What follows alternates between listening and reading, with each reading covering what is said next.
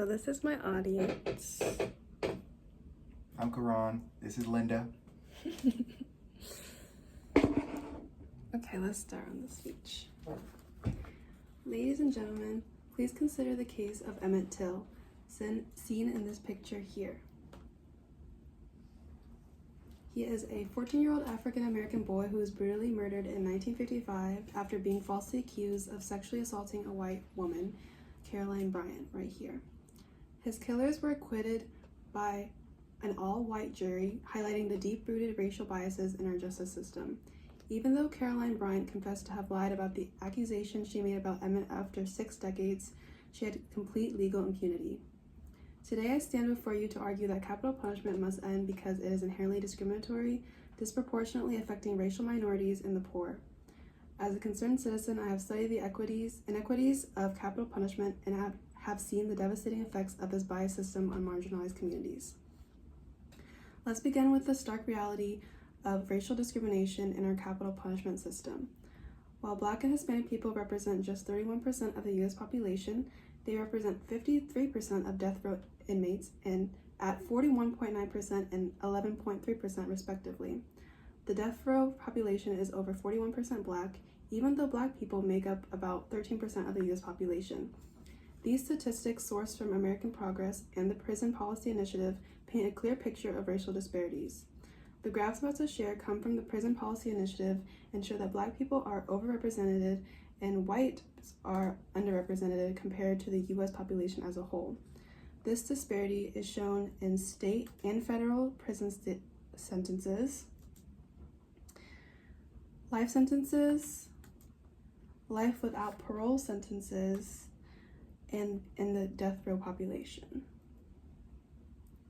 In many cases, racial bias influences jury decisions and sentencing. Historical data reveals that racial minorities have been unjustly targeted and executed. The case of Emmett Till, while not a capital punishment case, exemplifies how racial prejudices can lead to unjust outcomes and tragic miscarries of justice. Sadly, Till's case is not an isolated incident. Similar cases of racial injustice have persisted into the 21st century. For example, Julius Jones in Oklahoma spent nearly 20 years on death row for a 1999 murder he maintains he did not commit. His sentence was commuted to life without parole in 2021 amidst significant doubts about his guilt and concerns about racial bias.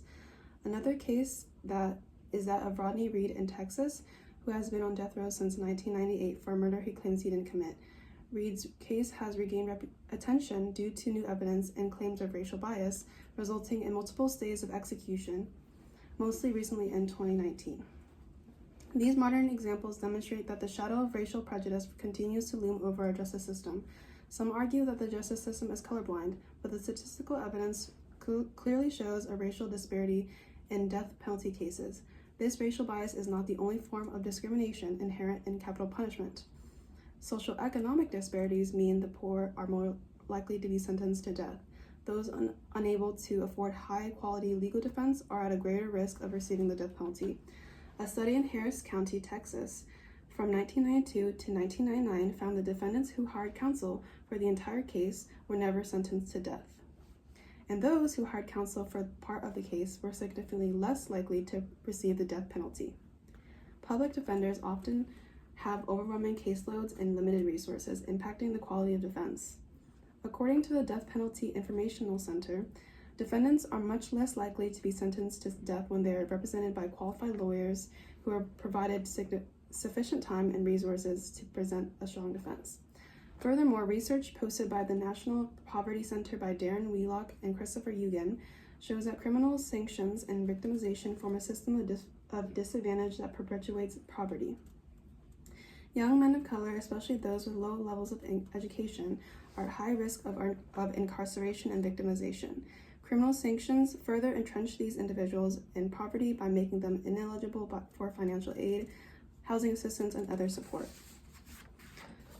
Some claim that people receive a fair trial, but the stark contrast in sentencing between those with and without financial resources prove otherwise.